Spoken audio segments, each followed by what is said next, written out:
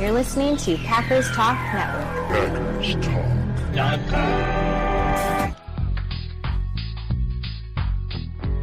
You're listening to No Huddle Radio on the Packers Talk Radio Network, your home for in-depth and thoughtful Packers analysis. I'm your host, Gil Martin. My co-host is my good friend, Sean Tehan. In addition to this show, I write for the PackersPost.com and Cheesehead TV. And Sean was a TV sportscaster in Minnesota. We're here to talk Packers because you're all here for one thing, and that's a love for Green Bay football. Sean, Happy New Year to you and to everybody listening and watching out there. I can't believe we are at week 18. The season finale is upon us, but before we get into any of that, how about a word from our sponsor? Happy New Year to you, Gil, and Happy New Year to all those listening to us. And if you are listening to us and you're looking forward to kicking off the new year in style, well, you can go to Lambeau Field and use Wisconsin's own Ticket King. While you're at it, for over 30 years, Ticket King has been providing Packers tickets to Packer fans. You can find them on the web at theticketking.com or visit their locations in Green Bay and Milwaukee. For direct links to specific Packer game tickets, go to packerstalk.com/tickets. or browse our website at theticketking.com. If you're following with us on YouTube, you can see the links right there on your screen. And also, you can watch every episode of No Huddle Radio on Packers Talk Network on YouTube. Click on the bell, turn the notifications on. You can join the discussion and chat with us live. We love to see and talk about the comments coming our way, even if they hurt our feelings a little bit. You know, Gil, we can handle it. We can handle it. Hey, if the Packers can handle it, we can handle it, right? Absolutely, yeah. We're technically professionals. Like, we don't get paid like the Packers do, but no. but we're professionals though in general. Yes, we are. And hey, it's a new year, and we're kind of winding up the season, which I feel like this season went by in a flash. It really did, and it's crazy that we're at week 18. I felt like yesterday we were just talking about the Packers heading down to Brazil, down to Sao Paulo. And pardon me for my voice, by the way, a little bit of a bug that happened over the holidays. I'm at the tail end of it. I don't have much of a voice today. So, Gil, you got to bear with me. Everybody else listening, so sorry about that. But it's nothing in comparison right now, my harsh voice, to what the Packers are dealing with, that cornerback, specifically with Jaire Alexander, who that knee injury obviously has a torn PCL. He's been trying to fight through it. Well, he's likely out for the season. Packers head coach Matt LaFleur confirmed Wednesday he had his knee scoped out earlier this week, most likely done for the year. Adam Schefter of ESPN reported Green Bay makes it to the Super Bowl. There's a chance Alexander could return then. But Jaire, he's had some bad luck this year. He tore the PCL in his right knee on October 28th against Jacksonville, the final Packers defensive play of the game. Tried to return after the bye to play against the Bears, played 10 snaps before he was ruled out with that same knee injury. It seemed like Jaire obviously had the issues with the coaching staff last year, suspended for conduct detrimental, but he really seemed like he was all in with Jeff Hafley's new scheme, had a couple interceptions in 7 games, his first career pick 6, and it just stinks, Gil, that his season is over now because of this knee issue. It really does. And look, unfortunately, there's, two different perspectives to look at it from. From the Packers' perspective, obviously, they lose their best cover corner. Yeah. A player who is a leader on the field when he's on the field, and a very talented guy who kind of sets the tone for the defense when he's healthy. And from Jaire's perspective, this is the second season in a row he's played only 7 games, and the third season out of the last 4 that he's played 7 games or fewer. And you got to be a little concerned about his durability and his future with the Packers. It's a bummer because he really is a game changer when he's out there. He shuts off a third of the field. He really does a great job at corner overall in his whole career. But availability is key in the NFL. If you're not out there, you're not going to have a job for long. And I got to ask you, Gil, have we seen Jaire's days as Green Bay Packer come to an end? Because it's business is business, and some tough decision is going to have to be made this offseason. I tend to believe that Jaire, the Packers are probably going to move on. I don't want them to. I'd like to see them maybe build up the cornerback room a little bit this upcoming offseason. But if money is tight, this may be the time to say goodbye to Jaire. It may be, because you're paying him a lot of money and he's not able to be out there on the field. And it's not just like one fluky thing. It's been happening far too often. It hurts to be paying a guy $19-20 million a year and then not to be able to see him on the field. I will say this. I think regardless of whether they renegotiate a deal with Jaire and restructure him, whether they cut ties or they just try to stick it out and see what he's capable of doing, there is very little doubt in my mind that Brian Gutekunst is going to either double or triple down on adding cornerbacks over this upcoming offseason, whether it's 2 or 3 draft picks, a couple of draft picks and a free agent, one of each, whatever the combination is going to be, we're going to see a revamped corner room heading into 2025.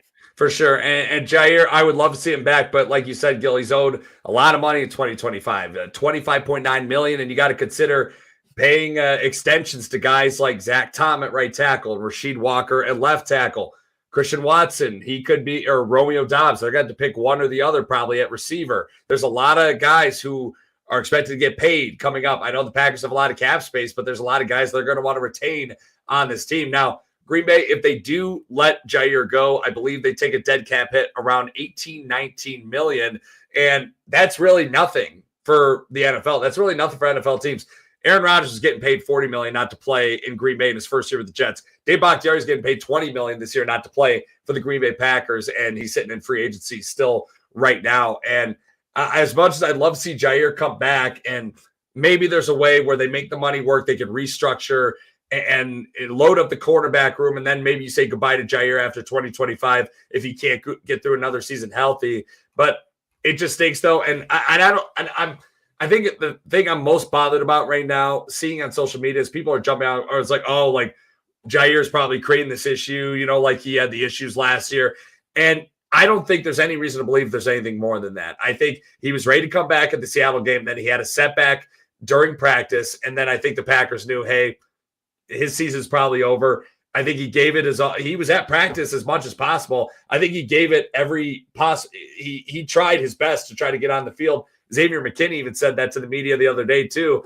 And that's all I'm going to believe right now, unless more comes out. But I don't believe this was a behavioral thing. I don't believe this was, people at odds or anything like that. I really just think this was just a knee that just didn't heal properly. Yeah, I think so too. And the fact that he was out there at practice, I think what happened is that both the player and the team did everything they could to try to get him ready to play again. And initially they thought, oh, he'll be back in 2-3 weeks. Otherwise, they would have put him on IR right away. And it just kept dragging on, and it wasn't healing properly. And the knee swelled up. He had the setbacks. And here we are, heading into the final game of the season, realizing he's not going to be back. And I think the key now is, how does Jeff Hafley and how does the Packers defense adjust to life without Jaire Alexander, knowing that, this year he's not coming back?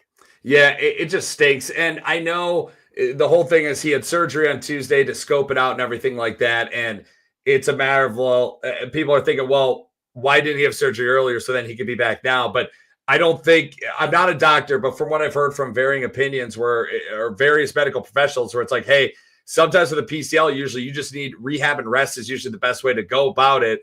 Surgery is not usually the best way. And most people, they heal in a few weeks with constant physical therapy and rehab and all that stuff.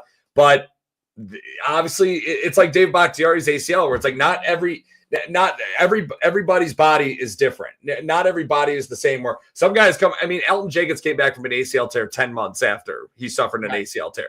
Dave Bakhtiari was never right after he tore his in practice. You just don't know. You just don't know what's going to happen. And Jaire's just he's got a wonky knee.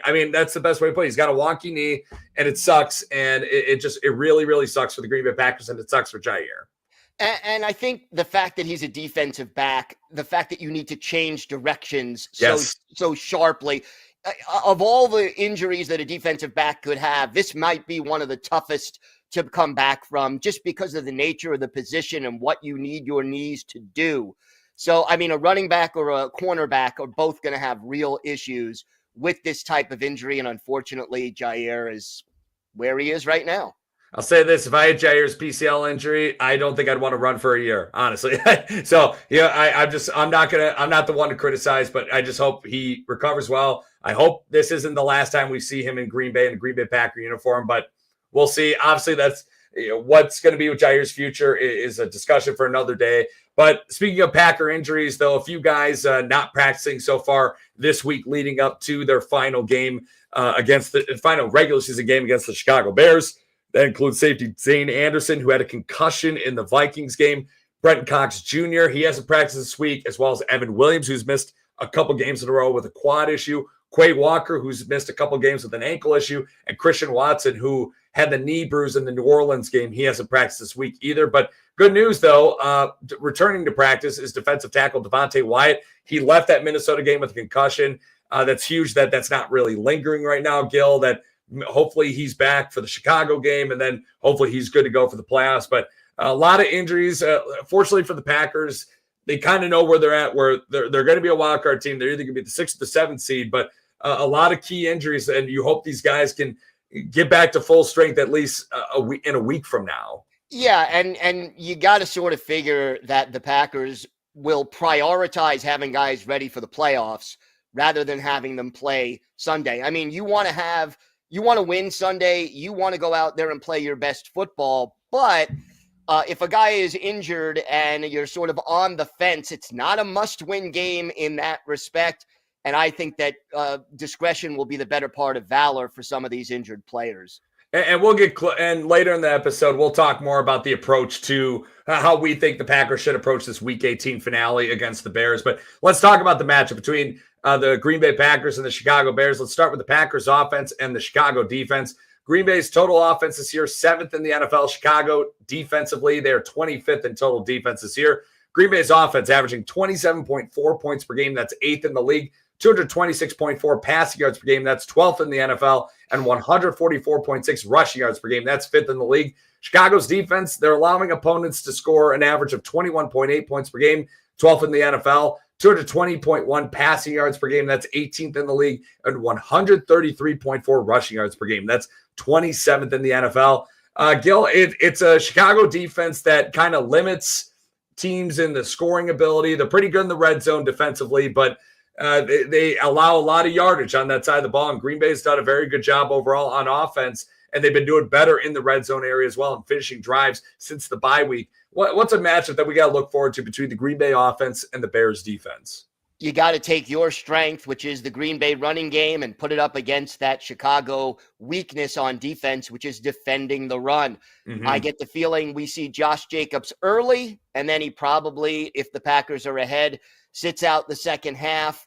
But either way, whether it's Josh Jacobs, Emmanuel Wilson, Chris Brooks, I anticipate we will see a lot of running the football this Sunday.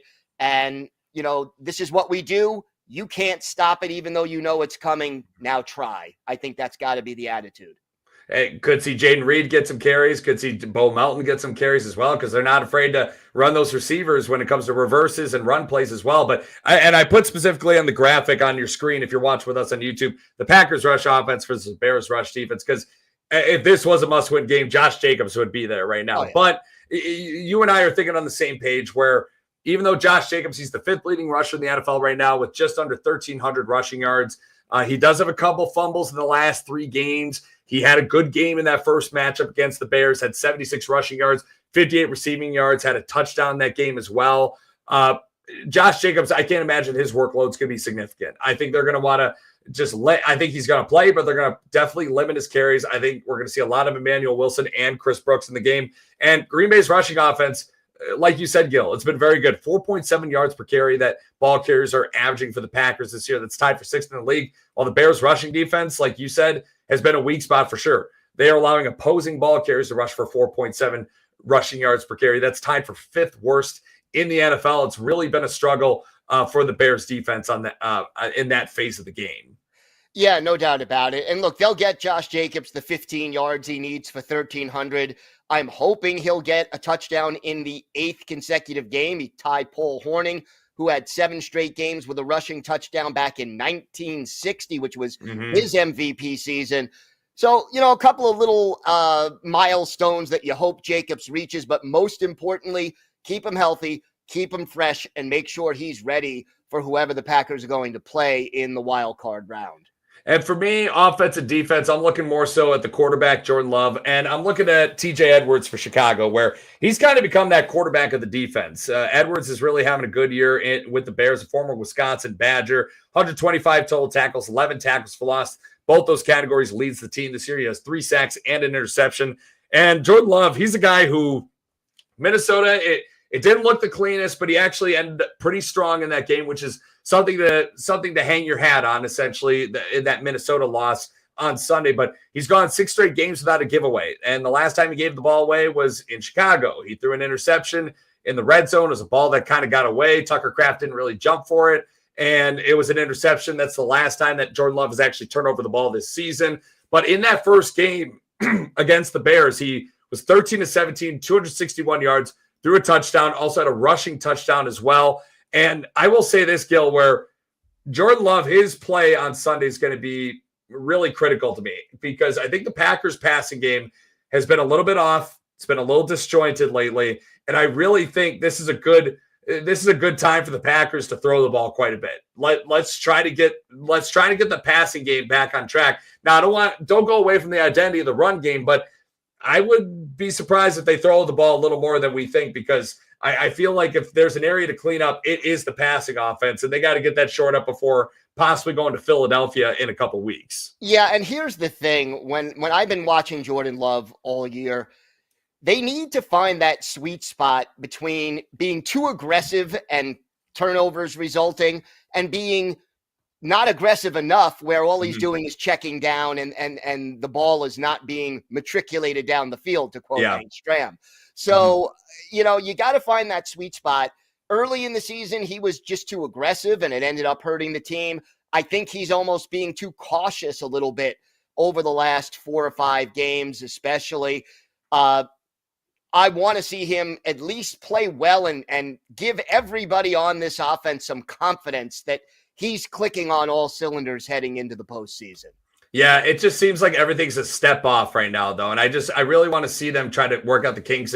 And Chicago defensively, in that pass defense, just some extra stats to throw out your way, Gil, where opposing quarterbacks are averaging a 90.8 passer rating this year. That's 14th best in the NFL. That's in the top half of the NFL for Chicago's defense.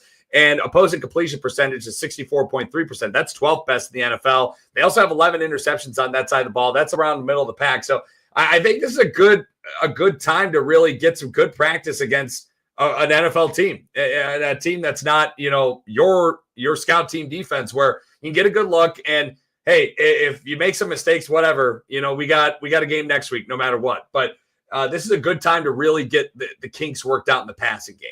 And this is not a bad defense. I mean, most teams that only give up 21.8 points per game are a heck of a lot better than 4-12.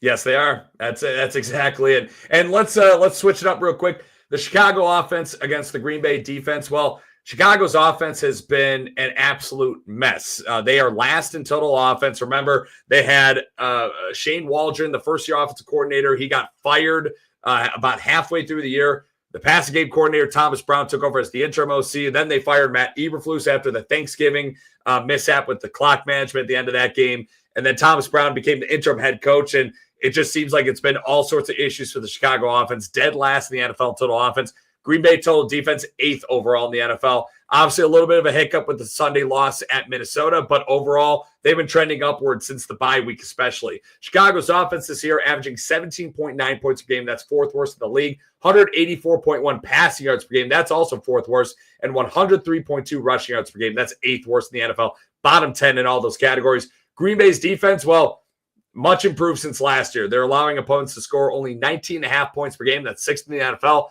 219.8 passing yards per game. That's 17th. And 100.4 rushing yards per game. That's 6th in the NFL. Nice change of pace to have a really good rushing defense again in Green Bay. And Gil, what's a matchup that we should be looking forward to between a Bears offense that has really been struggling since the Matt Eberflus firing and a Green Bay defense that overall has been trending upwards even without Jaire Alexander? Yeah, I mean, there's a number of things. I want to see the Packers defense get some pressure on Caleb Williams. I think that is going to be critical for this team. The pass rush has been very inconsistent this year. They've dominated some teams that have mediocre offensive lines. The thing about Caleb Williams, he has been sacked 67 times, largely because he holds the ball so darn long as a rookie. He's processing. It's taking him time. I get it. But getting ready for the playoffs, this pass rush, we know there is no Jaire Alexander now. That's not going to change for the foreseeable future. You got to figure out a way to get pressure on the quarterback. And just to add a little extra dimension to it, with Caleb Williams, you got to make sure he doesn't beat you with his legs. Yeah, and like you said, the Bears offensive line has really struggled, and sometimes it's on the Bears O-line, but a lot of them have been on Caleb Williams holding that ball quite a bit. 67 sacks allowed this year. That's worse than the NFL. And Green Bay's defensive line, 44 sacks this season. That's tied for 7th most in the league. And in that first meeting, Caleb Williams had a lot of time until really the final drive. The Packers had back-to-back sacks, but it still took a blocked field goal for them to win that game in Chicago. But in that first game, 3 sacks, 6 QB hits on Caleb Williams, and 4 tackles for loss. And this is a Bears offensive line that that's going to be without left tackle Braxton Jones, and may not have starters Larry Borum and Tevin Jenkins as well. It's not a very good group in general. And now you're going deeper into the depth chart, and that's a real problem right there. The Packers got to bring the pressure. They got to bring the house for sure, but they got to be disciplined in bringing the house as well. They do. And I think, what Chicago did so effectively in the first meeting was real quick release passes. It was 1, 2, 3 out. And it worked very well. It was able to neutralize the Packers pass rush to a large extent for large chunks of the game. I would be shocked if they don't go back to that. And now we get that chess match. Jeff Hafley has to respond and has to make an adjustment, because I would expect we're going to see the 2-step back and the ball is out of his hands, 1, 2, 3 out a lot on Sunday. And the Packers have had a lot of issues defending screen passes this year.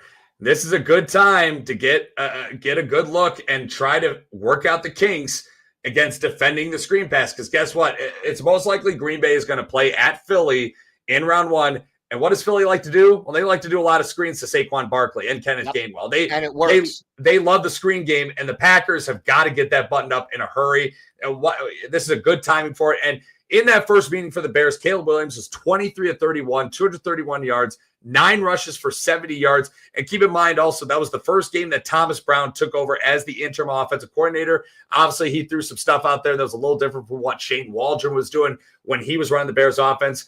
Caleb Williams really did play well in that first game. He made some big plays that almost helped the Bears win that game. But obviously, the blocked field goal was a huge factor in that game. It was the factor in that game for the Green Bay Packers in that first meeting at Soldier Field when the Packers won. But my matchup to look at, Gil, is between the interim head coach and offensive coordinator Thomas Brown and defensive coordinator Jeff Hafley. And I just want to throw out some numbers real quick, where in that first meeting, the Bears offense registered 391 total yards. And that was, again, Thomas Brown's first game as the interim OC. Wasn't the head coach then. But they had 212 passing yards, 179 rushing yards. They averaged 5.8 yards per play, 5.3 yards per carry. They were 9 of 16 on third down, 3 of 3 on fourth down. They didn't turn over the ball. But since Brown has become the interim head coach, it just seems like he has so many duties on his plate and that he just really can't focus on one thing. The Bears offense in 4 games since they fired Matt Eberflus, they're 25.5% on third down. They're averaging 252 total yards per game. It's 4.3 yards per play as well. 3.8 yards per carry, 44.4% in the red zone, 5 turnovers, and 11.3 points per game. They haven't scored more than 17 points in any game since firing Eberflus, and they'd be last in total yards, scoring, third down offense, second worst in yards per carry, red zone offense amongst all NFL teams with those numbers over an entire season. So it's just a matter of this has just been such a struggling unit. They're going to try to throw a lot of different stuff at Green Bay. It's the last game of the year. You got to expect that. But I feel like they're going to throw a lot of screens, trying to make things easy for Caleb Williams and that offensive line. The Packers just got to adjust to Jeff Hafley. Hopefully he gets the kinks figured out real quick. I hope so. And, even with all that, Thomas Brown has not been an upgrade over Matt Eberflus in clock management either. So it's, still had his problems at the end of the game. But we'll see. I expect the Bears to throw everything but the kitchen sink in their offensive game plan. They have nothing to lose. If we see reverse flea flickers and all kinds of hook and lateral kind of plays or halfback options, it wouldn't surprise me in the least. This Bears team has absolutely nothing to lose. And think about this, where I think Bears fans they'd be fine with a loss. I know it's against Green Bay, but I think they'd be fine with a loss just for the sake of draft position. But guess what? Players and coaches, they don't tank. They are coaching and they're playing for their job next year. They're going to bring, like you said, Gil, they're definitely going to bring it for sure. And look, you don't want to end the season if you're the Bears on an 11-game losing streak, and it would be their 12th straight loss to the Packers? It would be their 12th straight loss to the Packers and 11th straight loss to end the season if that does happen on Sunday. Right. So, I am sure the players and the coaching staff are going to do everything they can to avoid that. Hopefully they won't be successful, but I can't imagine that they're not going to try everything. And some quick numbers real quick going into this Bears-Packers matchup. Turnover ratio this year. Packers are plus 12, third best in the league. The Bears actually, they do a pretty good job taking care of the ball. They do take the ball away quite a bit. Plus 8 this year. That's ninth best in the NFL. They are actually the only team in top 16 in turnover ratio in the NFL this year that is eliminated from playoff contention going into Week 18. That is something. That is really something. Penalties. Green Bay, their offense, 10th most penalized team, and defensively, they're the 13th most penalized defense. Chicago's offense, they're right in the middle of the pack for penalties on offense and defense, tied for 16th in the NFL.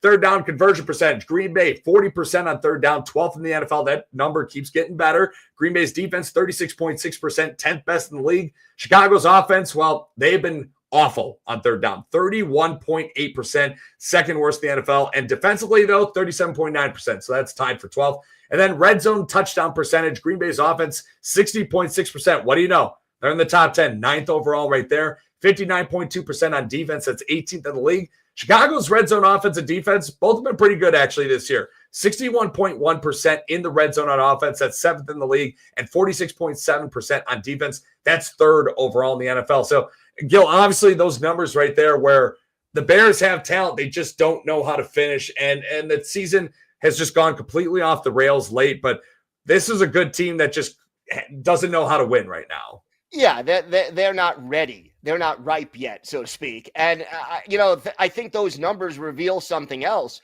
If they get into the red zone, they're not too bad, but they don't get into the red zone often enough. Correct. Yeah, it's a big problem, and I hope it stays that way in Chicago. I personally do. But speaking of the Bears, a little more, the Bears injury report. Not practicing in some capacity this week includes offensive lineman Larry Borum, who did return as a full participant on Thursday. Running back Travis Homer, offensive lineman Tevin Jenkins, and wide receiver Romo Dunze. They have all not practiced at all this week. Quarterback Kyler Gordon was added to the injury report on Thursday with an illness. He did not practice on Thursday as well. Currently on the IR for the Chicago Bears includes defensive lineman Andrew Billings, safety Jaquan Brisker, offensive tackle Braxton Jones, wide receiver DeAndre Carter, and offensive lineman Bill Murray. I had to mention Bill Murray because it's Bill Murray who plays for the Chicago Bears. I didn't know they had a Bill Murray, an actual Bill Murray playing football for them. I just thought it was hilarious, Gil. And Bill Murray is a Bears fan. He's a big Bears fan. I thought it's just did they just sign the actor Bill Murray actually for PR? I don't know. I don't know. That was just my thought. But now, Gil, obviously, the Packers are a wild card team. They can't win the North this year. They're either going to be the 6th seed or the 7th seed in the NFC playoffs.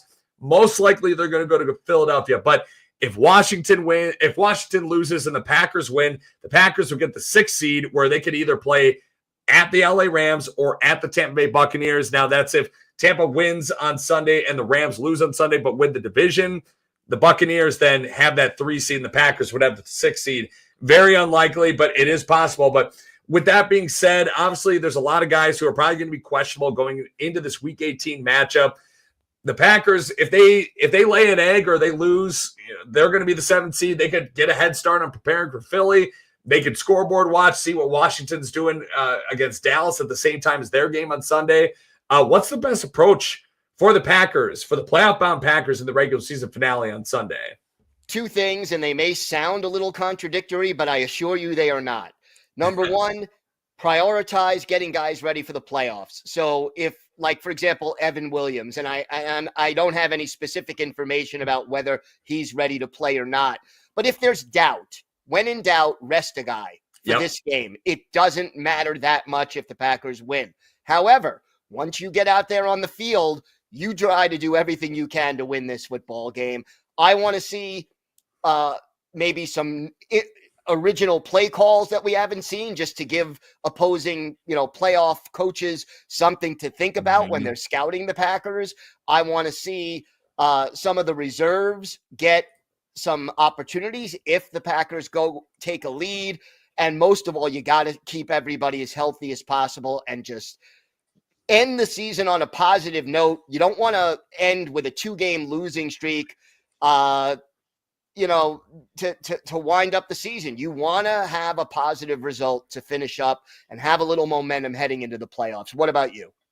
Well, Matt LaFleur said they're going to play all their healthy players against the Bears, saying he believes there's value going out there and playing well. And I agree with that. If they're healthy, play them. I am very much for that, Gil, where it's just good to get more reps, especially right now where I think I would, if I were Matt LaFleur, I think I would call a lot more passing plays than maybe the Bears are going to be expecting, just to get the passing game right.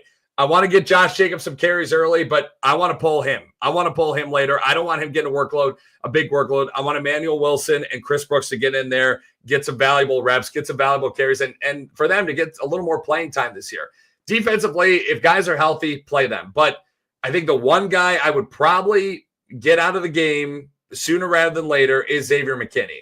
Now, Xavier McKinney has been very healthy this year, knock on wood, but he's been your best player. He's going to the Pro Bowl. He's a starting safety in the Pro Bowl this year, and you got to protect that guy. And I think it's going to be smart to start him, but I'm going to be really annoyed if the Packers are up by a couple scores in the second half and Xavier McKinney's still out there. Just get him out of there. At that point, it's just like, hey, just save him for the playoffs. I don't care. I don't care what happens in this game. Just get him out of there. So it's just a matter of I think it's just kind of a case-by-case basis where certain guys where I want them to play the whole game. I'd like to see the O-line maybe play most of the game too, because that unit kind of struggled on Sunday in Minnesota. I think they got to regroup. I think they got to get back to the basics.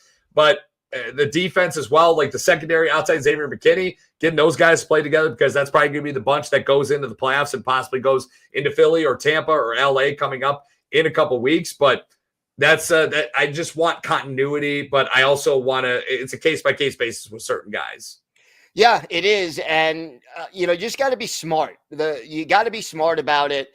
The one thing you just don't want to see is injuries that will have an adverse effect on the playoff runs. Look, sometimes it's unavoidable, but, I think the overall thing is get ready for the playoffs, create positive energy, and let's beat the Bears. Yeah, let's go beat the Bears. And real quick, before we get to why we think the Packers will win, why they'll lose, some trivia for Gil, some predictions. Real quick, the Pro Bowl rosters were announced today on Thursday, January 2nd. Running back Josh Jacobs was named to his third Pro Bowl in his first year with the Packers. Xavier McKinney named a Pro Bowl starter, first time going to the Pro Bowl. And then Rashawn Gary, bit of a head scratcher there. He's also heading to the Pro Bowl. Elton Jenkins, that's my guy. That's the jersey I got. He's the first alternate. I thought he should have been a Pro Bowler this year. But Gil, this is the weird thing to me, where the other alternates for the Packers are Jordan Love, which understandable. Kenny Clark, who hasn't really had a Pro Bowl year. Keyshawn Nixon, debatable. Tucker Kraft, which I understand, he's an alternate, but he's not quite in the upper echelon yet. Jaire Alexander was an alternate, and Josh Myers also was an alternate. Yeah. Yet we don't see Zach Tom or Rasheed Walker on that list. I don't understand that. Honestly, I think Zach Tom deserves to go to the Pro Bowl more than Rashawn Gary, and I'm a big. I think Zach Tom's an all. I think Zach Tom's an all pro. I think so too. And Zach Tom to me is Pro Bowl material. I'm a Michigan alum. I've been watching Rashawn Gary longer than he's been playing for the Packers. I love the guy, but does he deserve to go to the Pro Bowl this year? Probably not. No. And I will say Rashawn Gary, his play. He's been much better against the run this year than he was the previous few years under Joe Barry. The pass rush has been there here and there, but he has a tendency to disappear. It's just kind of surprising where, I would have probably put Elton Jenkins and Zach Tom over Rashawn Gary, but hey, you know what? Nice to have some representation for the Green Bay Packers there. Yeah, and, does anybody really care about the Pro Bowl anymore? Because no. I don't. No, me either. That's the weekend where my wife and I decide to do something fun instead of watching football. So, because it's not really football at that point. But, Gil, Bears week. Why does Green Bay win on Sunday? Green Bay wins if they take care of business. If they play even 3/4 to their capability, I think. Don't make major mistakes. Concentrate and be focused, and the better team should win this football game. I'm with you. If the Packers take this game seriously, I think they win. Also, another factor could be if the Bears are on vacation mode, this should be a win for Green Bay as well. Why does Green Bay lose? If they get sloppy. I think if they're just careless, if they're sloppy, if their concentration is off, and if the Bears are so loose that anything goes and a couple of the crazy things they try actually work. Yeah, I think I'm with you. I'm just going to echo that too, where it's like if the Bears get crazy and the crazy things actually work out and the Packers just are kind of looking ahead to the playoff opener, I really think that's the only chance that the Bears have of winning this final game. Gil, what's your prediction for Sunday? I thought about this one long and hard because this game, in my mind, can go in a couple of different ways. But I'm going to be optimistic. I think the Packers score early. They get on top of things. And the Bears, who have one foot out the locker room and want to get this season over with, are kind of going to fold. I think it's Packers 33, Bears 13. And if the Packers are up 10 points or more at any point in this game, I just think Chicago is like, see ya. Yeah, and I think it could go that way for sure, but I'm leaning more towards where I think the Bears are actually going to play like this game means something to them. And there's not a lot of guys on this team who have been with the Bears this entire losing streak against the Green Bay Packers. And honestly, I don't think anybody on this team has really experienced the losing streak this entire 11-game losing streak. But I think also the Packers, this is a game where they're going to rotate a lot of guys in who we may not see as often, and I think that could have an effect as well. But I do think the Packers win. I think they win 23-17.